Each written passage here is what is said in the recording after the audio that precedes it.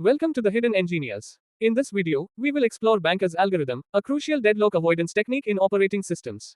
We will break down its working, key concepts, and step-by-step execution to help you understand how it ensures safe resource allocation. Stay tuned till the end for a clear and simple explanation. Let's get started. These are some important terms which we will be using in solving the questions. Please pause the video and take a screenshot of this for future reference. Let's move towards the question.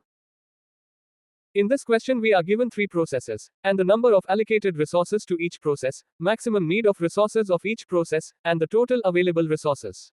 We have to check whether a deadlock occurs or the system is in safe state, and justify the reason for either conclusion.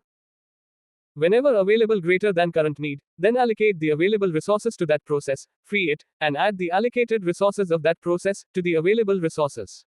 In this case, since the available resources can satisfy the needs of process P3, hence, P3 will be executed first. The flow will be like, P3 will be executed first, then P1 will be executed, and then P2 will be executed. And the processes will be freed, and their allocated resources will be added to the available resources, as shown in the table.